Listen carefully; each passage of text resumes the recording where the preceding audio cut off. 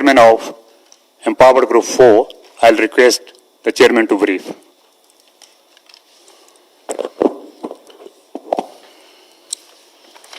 नमस्कार।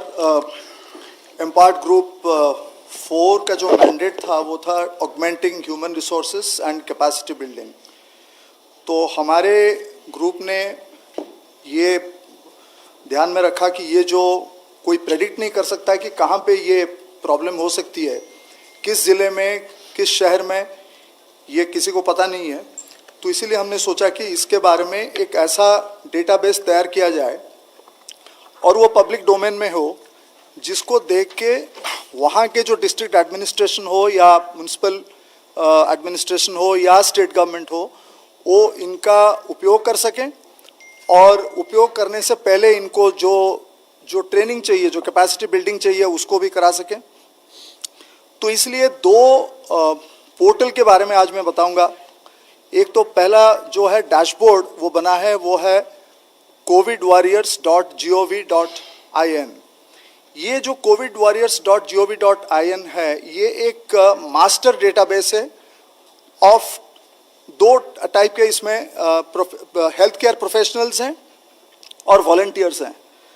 अब तक ये हर रोज़ इसमें बढ़ोतरी हो रही है और अब तक 1,24,00,000 मानव संसाधन, human resources of various kinds, इसमें ऑलरेडी इनके डिटेल्स आ चुके हैं। और इसमें आप देखिएगा, इसमें स्टेट लेवल कोऑर्डिनेटर्स, उनके telephone numbers, district level coordinators, उनके टेलीफोन नंबर्स, यहाँ तक कि कुछ ऐसे प्रोफेशनल्स हैं, ऐसे कुछ हेल्थ वर्कर्स हैं जिनके कॉन्टैक्ट जो डिस्ट्रिक्ट लेवल पे नहीं, केवल फील्ड लेवल पे जो काम कर रहे हैं वहाँ पे वो मौजूद हैं। तो अब तक हमने 20 कैटेगरीज और 49 सब कैटेगरीज इसमें शामिल किया गया है।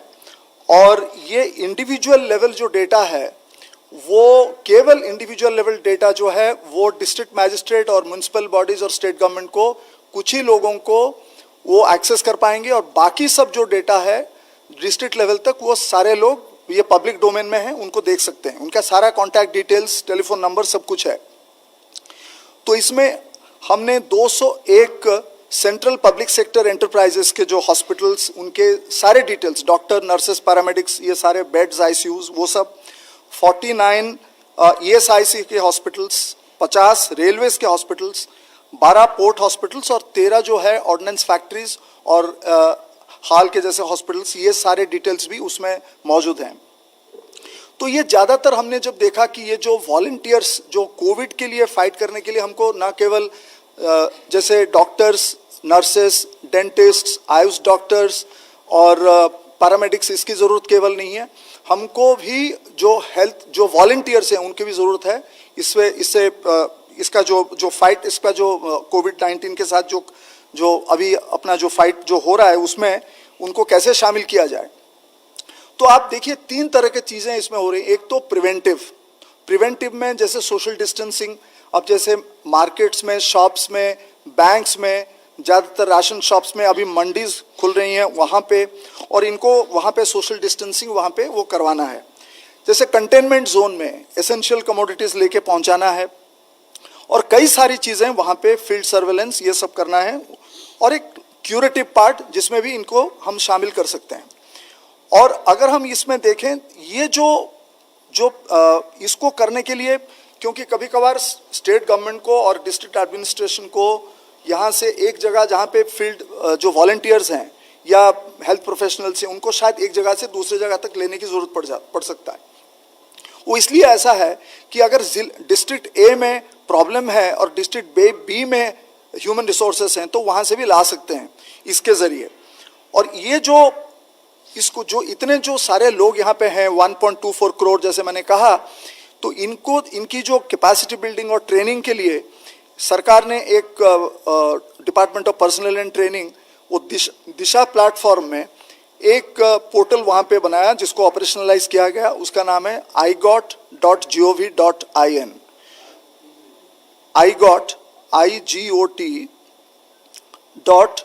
igot.gov.in।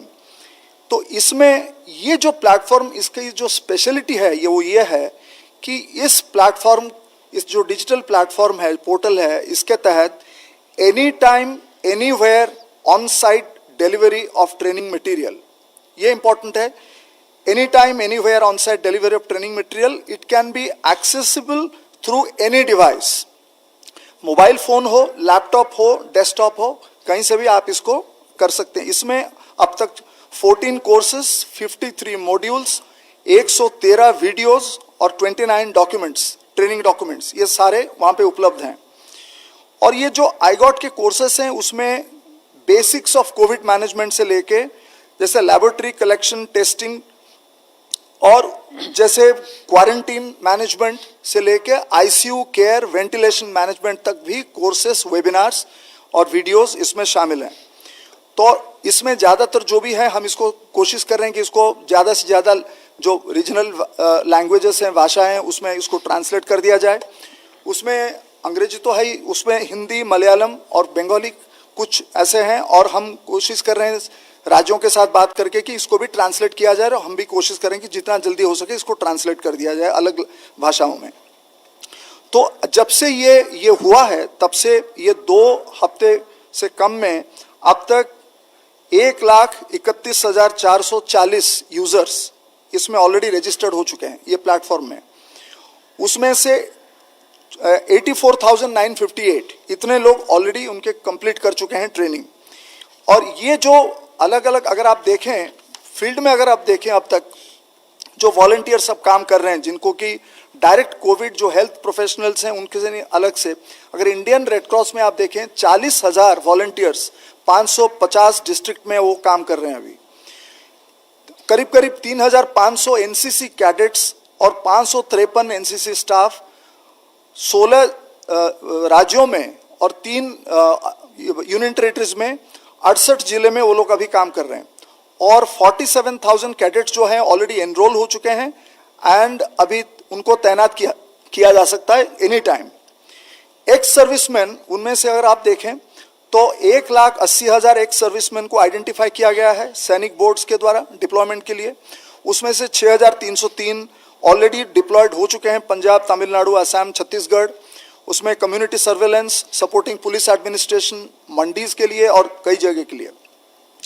15,000 आयुष प्रोफेशनल्स, आयुष के लिए भी वो बने हैं, क्वारंटीन मैनेजमेंट कैसे करेंगे ये सब के लिए ट्रेनिंग मॉड्यूल्स। उनको करीब करीब 15,000 आयुष प्रोफेशनल्स को 15 स्टेटों में और 2 यूनियन टेरिटरीज में अब तक डिप्लॉय कर वो किए गए हैं। और अभी तक 1 लाख से ज़्यादा आयुष प्रोफेशनल्स और 55,000 आयुष स्टूडेंट्स को भी ट्रेनिंग दिया गया है और वो भी रेडी हैं डिप्लॉयमेंट के लिए।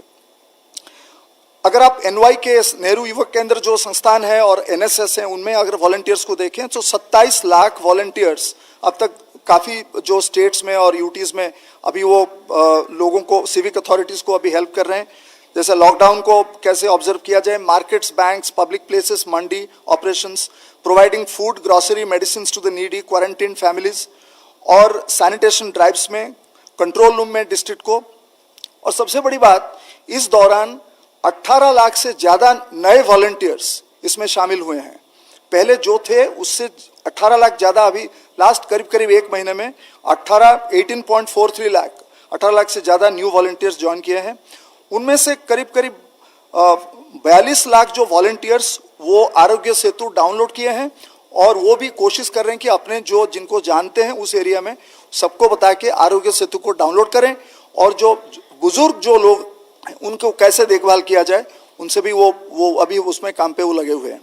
तो ये जो कहना यही है, तात्पर्य यही है कि ये एक महत्वपूर्ण बात है कि ये जो वॉलंटियर्स हैं और जो हेल्थ प्रोफेशनल्स हैं उनको एक ही जगह वन स्टॉप सॉल्यूशन जैसे कहते हैं शॉप ये है।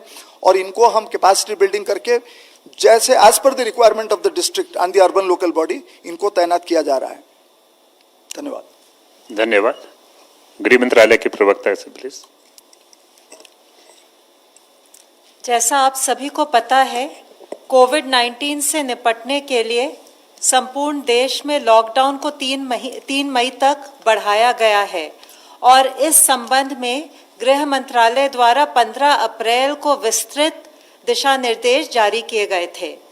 इन दिशा निर्देशों के अंतर्गत 3 मई तक संपूर्ण देश में कुछ गतिविधियों पर आवश्यक तौर पर रोक लगाई गई थी, परंतु साथ ही जो क्षेत्र हॉटस्पॉट्स तथा कंटेनमेंट जोन में नहीं है, विशेषकर ग्रामीण क्षेत्र, वहां पर अर्थव्यवस्था की दक्षता तथा कृषि कार्यों को कार्यात्मक बनाए रखने के लिए 20 अप्रैल से कुछ एडिशनल एक्टिविटीज की अनुमति दी गई है।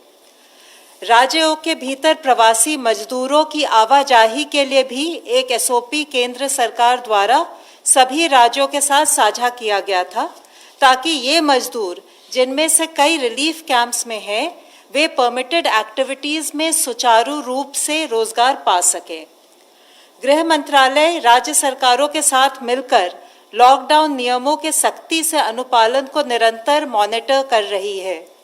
जैसा मैंने कल आपके साथ शेयर किया था, केंद्र सरकार ने हेल्थ एवं मेडिकल इंफ्रास्ट्रक्चर और आपदा प्रबंधन के मुद्दों इत्यादि पर राज्य सरकारों की सहायता के लिए इंटर मिनिस्ट्रियल सेंट्रल टीमों का गठन किया है। 4 राज्यों में इन टीमों को भेजा भी गया है। इन टीमों में वरिष्ठ स्तर के प्रशासनिक अधिकारी हैं। Additional secretary to government of India इस टीम को लीड कर रहे हैं। इसके अलावा सीनियर पब्लिक हेल्थ स्पेशलिस्ट तथा नेशनल डिजास्टर मैनेजमेंट अथॉरिटी के सीनियर अफसर भी इस टीम में शामिल हैं। उनकी एक्सपर्टीज को हम राज्यों के साथ साझा करना चाहते हैं, जिससे कि केंद्र और राज्य सरकारों के प्रयासों को एकजुट करते हुए हम कोविड-19 के खिलाफ देश का जो महासंग्राम है उसमें सफलता पा सकें।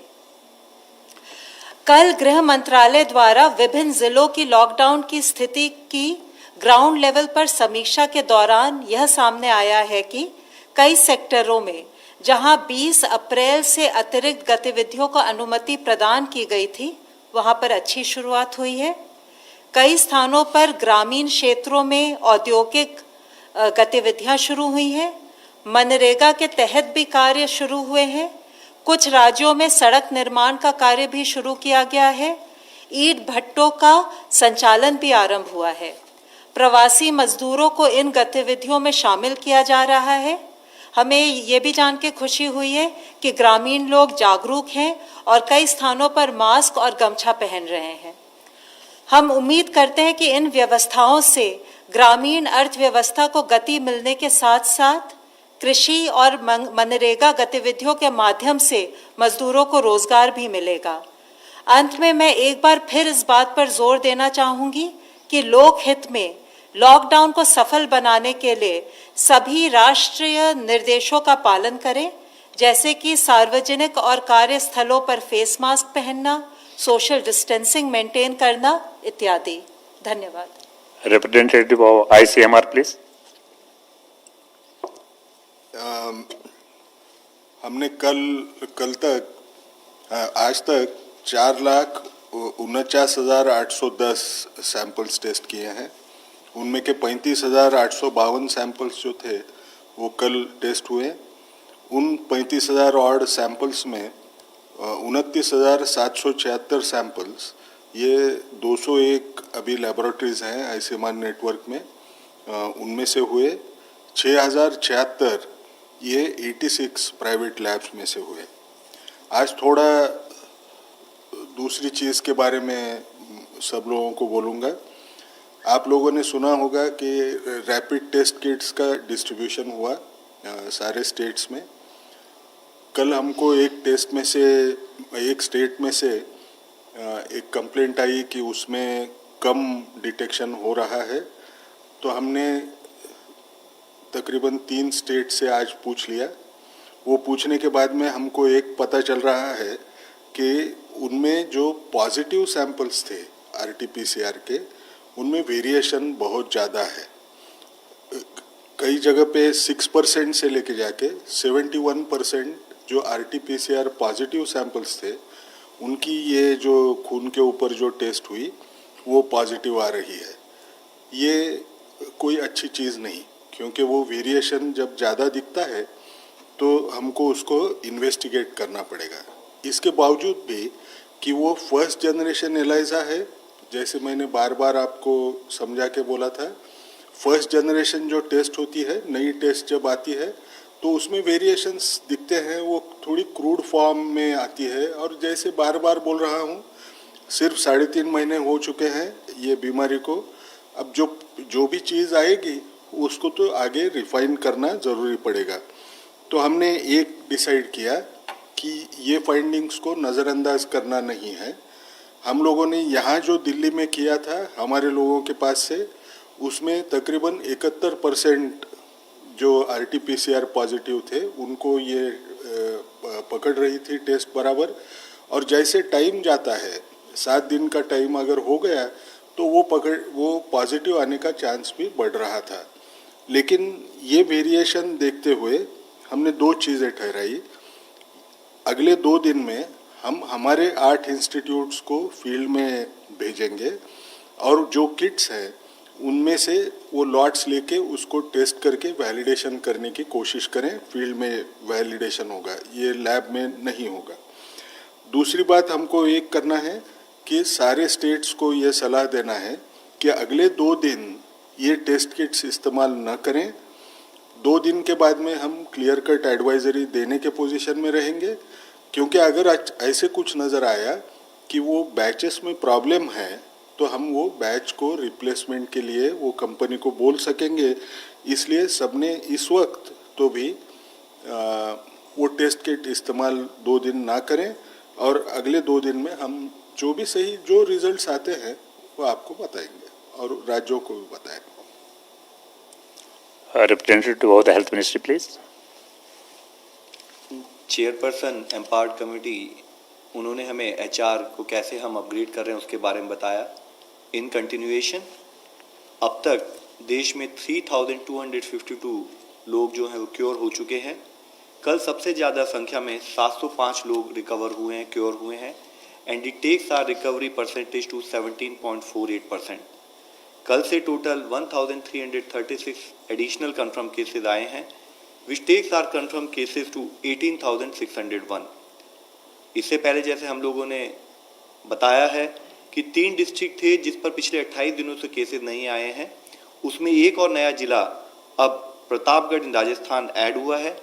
इसके साथ ही टोटल 61 डिस्ट्रिक्ट्स हैं देश में, 23 स्टेट्स और यूनियन टेरिटरीज में, जहां पिछले 14 दिनों से कोई केस नहीं आया है। जो 4 नए जिले इसमें ऐड हुए हैं वह हैं लातूर, उस्मानाबाद, हिंगोली, वाशिम महाराष्ट्र से।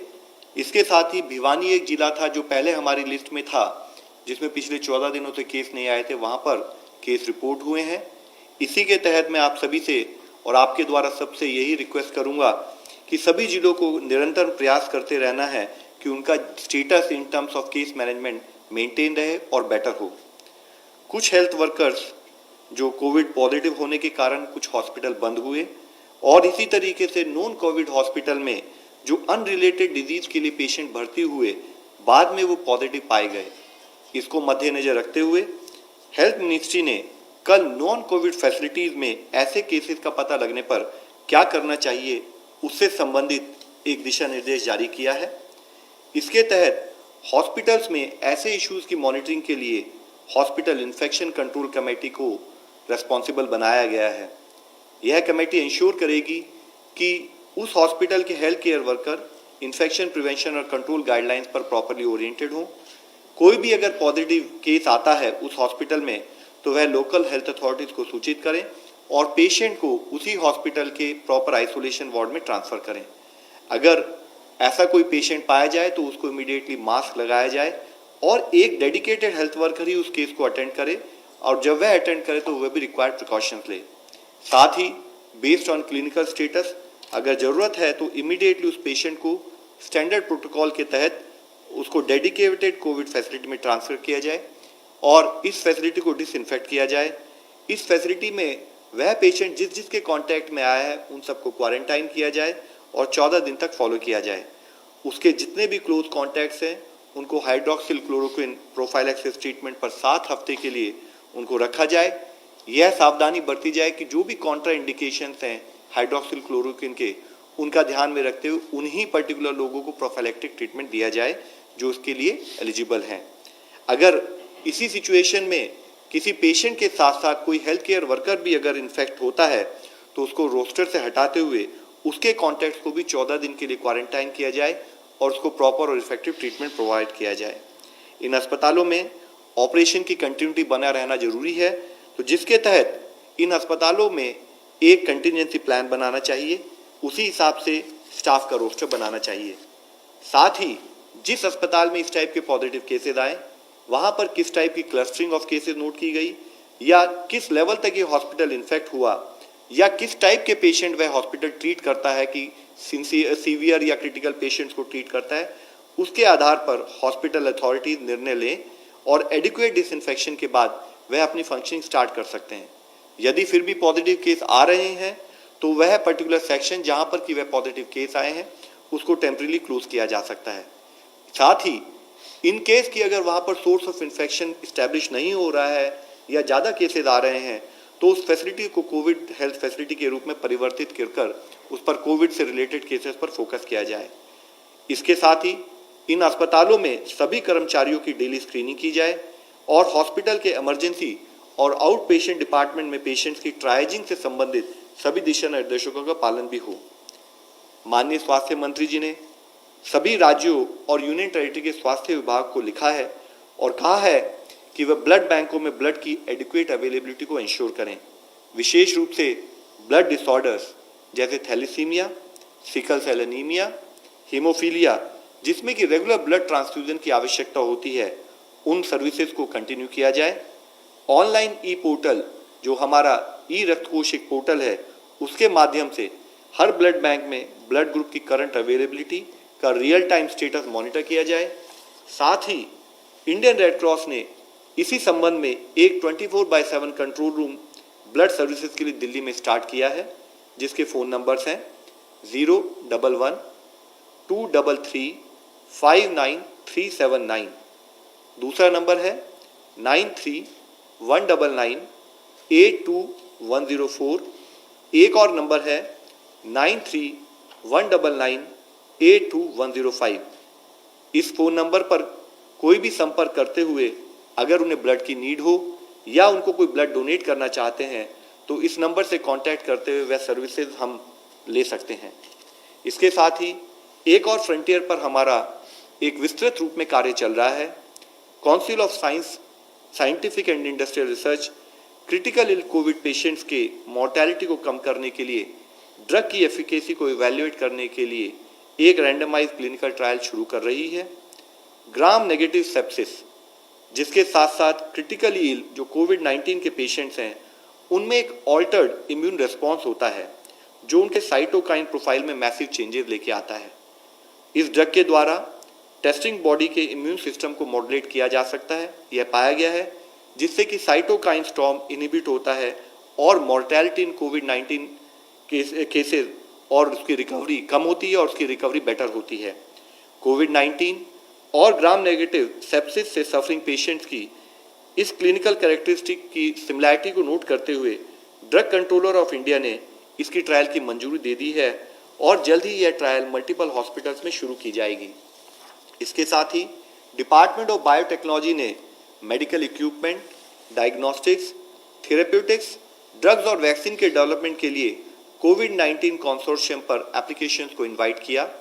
ऐसे 500 प्रपोजल आए जिनमें प्रिलिमिनरी स्टेज में 16 को फंडिंग सपोर्ट के लिए रिकमेंड भी किया गया है। इस मल्टीफेसिटेड अप्रोच के तहत नेशनल बायोफार्मा मिशन के अंडर वैक्सीन कैंडिडेट्स जो डिफरेंट स्टेजेस में डेवलपमेंट में हैं उनको फास्ट ट्रैक किया जा रहा है। एग्जिस्टिंग वैक्सीन कैंडिडेट्स और साथ ही नोवल वैक्सीन कैंडिडेट्स जो हैं उनको रीपर्पस करने के लिए फंडिंग सपोर्ट दिया जाएगा। कोविड-19 के खिलाफ डीएनए वैक्सीन के डेवलपमेंट के लिए सपोर्ट प्रोवाइड किया जा रहा है। वैक्सीन कैंडिडेट्स जो यूटिलाइज करेंगे inactivated rabies vector, phase 3 human clinical trials of recombinant BCG vaccine, उन पर काम हो रहा है। मॉलिकुलर और रैपिड डायग्नोस्टिक किट के देश में प्रोडक्शन के लिए भी सपोर्ट प्रोवाइड किया जा रहा है। हम सबको अवगत है कि जो हमारी ये कोविड के खिलाफ लड़ाई है यह मल्टी फ्रंट पर काम कर रहे हैं, डिफरेंट फ्रंट्स पर काम करते हुए इस लड़ाई को लड़ रहे हैं, जिसमें एक फ्रंट है सोशल डिस्टेंसिंग के द्वारा हम अवॉइड करें, दूसरी तरफ कंटेनमेंट एफर्ट्स पर काम करें, तीसरी तरफ साइंस के फ्रंटियर पर काम करते हुए एक कंबाइंड इंटरवेंशन के रूप में हमें इस लड़ाई को जीतना है। धन्यवाद। Ravi Singh, News 18.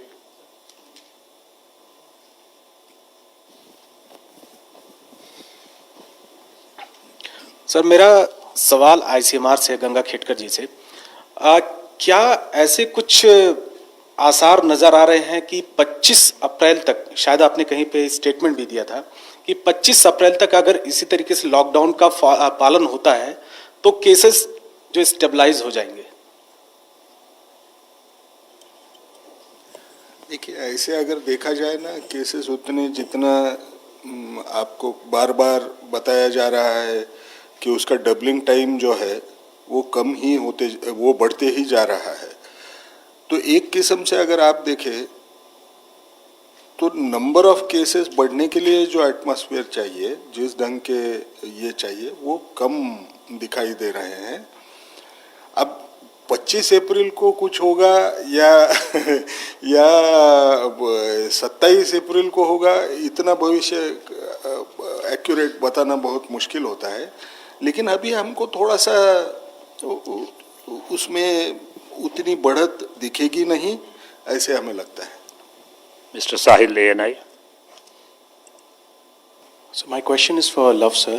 So there are patients who are suffering from HIV or cancer, but they are not having COVID. So is the government doing anything to make sure that these people get the medicine? And is there any advisories to the state saying that there should be no hoarding or black marketing of these drugs? I will just add online question. The same is there. Patients who are severely or critically ill due to other diseases are not getting enough care. Has the Health Ministry issued strict directive to the states and private hospitals? Sir, we have already talked about it. We have already issued detailed guidelines to all the states, wherein what we are saying is, on one side, while we focus on COVID-19 in terms of creation of dedicated COVID-19 health infrastructure, with respect to non-COVID hospitals, all our regular services need to be provided, be it maternal child health, be it dialysis, be it blood-related services or HIV-related cases. All services have to be provided, be it cancer treatment. And what we have also advised states, while these services are provided, required infection prevention management should be ensured. And in consonance with this particular point only, I have highlighted the new guidelines we have issued with respect to ensuring when regular patients come to non-COVID hospitals, what type of precautions and other measures they have to adopt so that the disease or the hospital-related infections can also be prevented. Vijay Lakshmi, India TV. Sir rapid testing को लेकर ही मैं पूछना चाह रही थी। राजस्थान से जिस तरह से आया है कि वहां पर सर ने हालांकि आईसीएमआर की तरफ से क्लैरिफाई भी किया है, लेकिन केंद्र सरकार की भी कुछ टीमें अलग अलग राज्यों में गई हैं। क्या कुछ मेजरमेंट आप ले रहे हैं? 2 दिन तक कहा है कि टेस्टिंग ना करें, लेकिन कुछ और मेजरमेंट केंद्र सरकार की तरफ से लिए जा रहे हैं इस मुतालिक? सर ऑलरेडी ये एक्सप्लेन किया जा चुका है। एडिशनली मैं आपके नॉलेज में ये लाना चाहूँगा कि जो हमारी सेंट्रल टीम्स हैं, उन्हीं के फीडबैक के बेसिस पर और स्टेट के फीडबैक के बेसिस पर ही ये एक डिसीजन लिया गया है कि इसको और फर्दर एनालाइज किया जाए।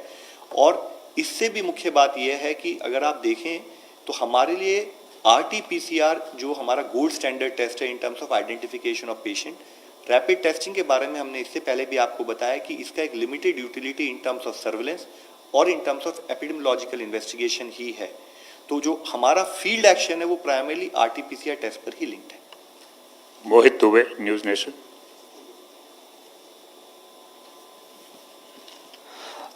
मेरा सवाल सर आईसीएमआर से है और लव अग्रवाल सर से भी है।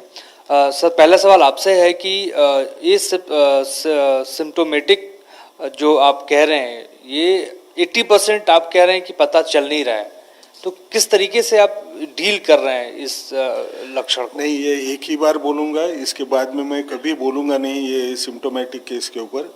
कारण बोलता हूँ, ये इतनी बार रिपीट कर चुके हैं। एक तो हम जो बोल रहे हैं 100 में से 80 रहते हैं, वो एक ही स्टडी है, ये बार बार बोल रहे हैं। दूसरी बात, जब हम एसिम्टोमेटिक की बात करते हैं तो जब कोई लक्षण बहुत कम होगा, पेशेंट खुद होके रिपोर्ट करने का चांस उतना ही कम हो जाता है। अब तीसरा तथ्य जो मैं अभी तक बोला नहीं हूँ, उसके बारे में बोल देता हूँ कि जितने अभी टेस्ट हुए हैं उनमें अगर आपने देखा तो सिम्टोमेटिक 31% है और जो एसिम्टोमेटिक लोग थे उनकी संख्या 69% है। इसका मायना आप अलग ढंग से अगर देखें तो अगर एक केस डिटेक्ट हो रही है तो उसके साथ में एसिम्टोमेटिक, एक एवरेज बता रहा हूँ क्योंकि ये कॉन्टैक्ट ट्रेसिंग करके आए वाले पेशेंट्स हैं, तो उनमें हमको कितना दिखाई दे रहा है, 3 केसेस ज़्यादा से ज़्यादा तीन शायद रहेंगे, 3 नहीं 2 केसेस रहेंगे। सर WHO ने आज बात कही है, 1918 का जिक्र किया है स्पेनिश फ्लू को लेके कि अगर स्थितियां अगर हम बहुत जल्दी ठीक करने की कोशिश करेंगे तो कहीं ऐसा ना हो कि 1918 जैसे हालात पैदा हो जाएं। इसके बारे में क्या कहेंगे सर? मैं एक चीज़ बोलता हूँ ना, हमको एक चीज़ समझना है कि हम जो कर रहे हैं, जितनी हमारे पास ताकत है उसमें हम हर चीज़ करने की कोशिश कर रहे हैं। आपने देखा होगा लॉकडाउन ये कोई हेल्थ मेजर नहीं था, सोशल डिस्टेंसिंग या फिजिकल डिस्टेंसिंग ये भी कभी हेल्थ मेजर करके इस्तेमाल नहीं हुआ। ये भी हम करके इसको रुकाने की कोशिश कर रहे हैं क्योंकि ये नई बीमारी है। हमको ऐसे समझना है ये कि पिछले 3.5 महीने में जो भी साइंस की प्रगति हुई है, जिसकी वजह से आपको डायग्नोसिस हो पा रहा है, आपकी पीसीआर टेस्ट 3.5 महीने के अंदर कोई नई बीमारी की पीसीआर की टेस्ट खोज हो गई। आप अगर देखें बीमारी के बारे में काफ़ी कुछ जानकारी पिछले 3.5 महीने में हुई। 70 कैंडिडेट वैक्सीन में से 4 कैंडिडेट वैक्सीन और 5 candidate vaccine already human trial के फेज में गए। ये कभी किसी बीमारी में आज तक हुआ नहीं है, कोई भी जांच करके देखें। अगर ये इतने तेजी से और इस रफ्तार से अगर इसकी खोज हो रही है तो हमने बोलना कि हमको डर लगे ऐसी इन्फॉर्मेशन लोगों में डालना मुझे सही नहीं लगता है। मुझे ऐसे लगता है थोड़ा सा विश्वास रखें, इससे आज जो ये लॉकडाउन का इम्पैक्ट होगा दोहरा फायदा होगा। सबसे बड़ा फायदा क्या होगा, आज हमको जो टाइम मिला है उसमें सारे लोगों को केयर करने के लिए, समझ लीजिए प्रिपेयर्डनेस की जो एक्सरसाइज है, हॉस्पिटल केयर आज हम दे सकेंगे। इसकी गारंटी तो हम बार बार लव अग्रवाल साहब आपको बोल रहे हैं। और जितना हम इसको दूर ढकेलेंगे उतना साइंस की प्रगति होके उसके खिलाफ या तो वैक्सीन निकले या दवा निकले और उसका हम हमारे देश में के लोगों को इस्तेमाल कर पाए, इसका चांस हम बाय कर रहे हैं।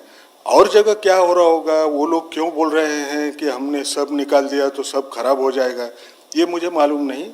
हमारे देश के लिए हम जो बोल सकते हैं वो तो पक्का बोल रहे हैं। सर मैं ऑनलाइन क्वेश्चन मैं ऐड करना चाहूँगा, जैसे आपने अभी एसिम्प्टोमेटिक के बारे में पूछा, डॉक्टर साहब ने आपको एक्सप्लेन भी किया, तो देखिए इसको प्रोसेस को हम समझते हैं।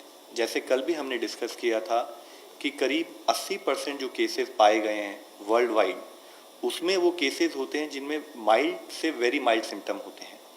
15% केसेस ऐसे होते हैं जिनमें सीवियर सिम्टम्स आ सकते हैं। करीब 5% केसेस होते हैं जिनमें क्रिटिकल केसेस की रिक्वायरमेंट होती है।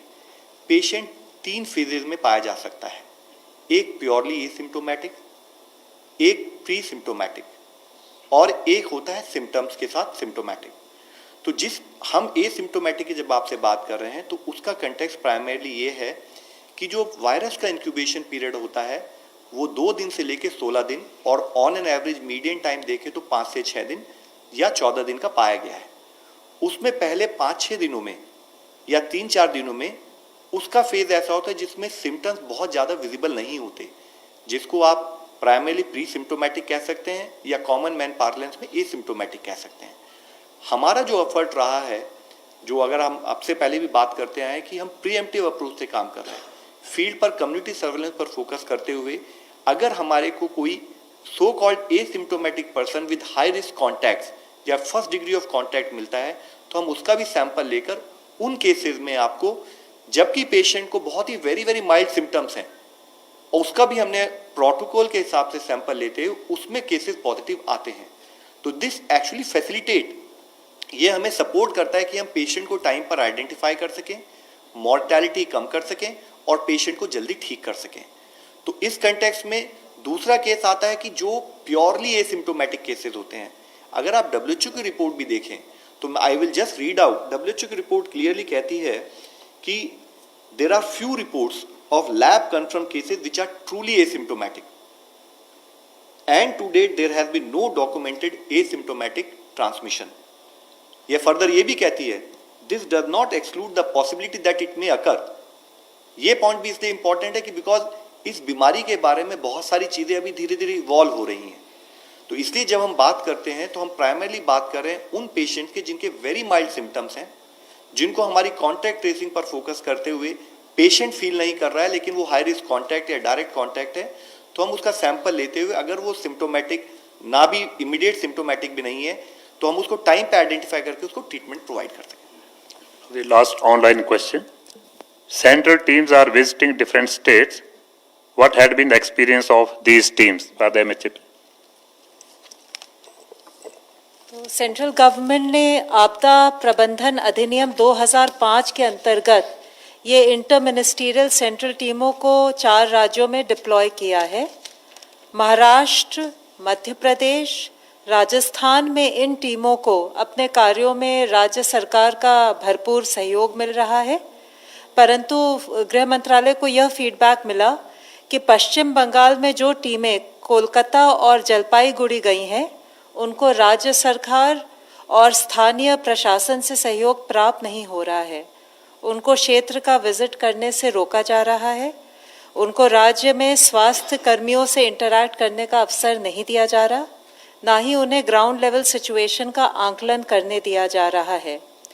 ये आपदा प्रबंधन अधिनियम 2005 के तहत जारी केंद्र सरकार के आदेशों का उल्लंघन है। गृह मंत्रालय ने आज राज्य सरकार को पत्र लिखकर यह निर्देश दिया है कि वे गृह मंत्रालय के 19 अप्रैल 2020 के ऑर्डर का पालन करें, सभी आवश्यक इंतजाम सुनिश्चित करें ताकि ये जो इंटर मिनिस्ट्रियल सेंट्रल टीम है ये सुचारू रूप से अपनी जिम्मेदारियों का निर्वहन कर पाए। धन्यवाद friends, thank you very much.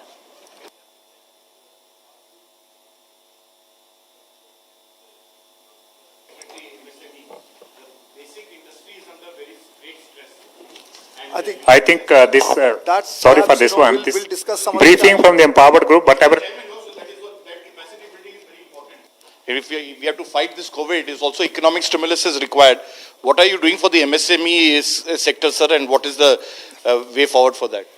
Nee, actually what we are doing for MSME, perhaps, it will take quite a bit of time to kind of explain all that stuff. But then perhaps this is not the right, occasion or something when we are discussing about, what exactly are we doing to fight COVID-19. As I just mentioned that, people who are, in fact, I just mentioned that some of the volunteers that we have identified are also helping state governments, even in mandis also, and agricultural operations, they are being also utilized. Like, people are also being utilized in various other, various other things where, this is actually helping, in opening out many of the economic activities. That's also being done. But then, what MSME sector we are doing, perhaps, we'll discuss it. We will have another round on that separately. Yeah. This is only Thank for you. the empowered group. Thanks Thank a you lot. very much.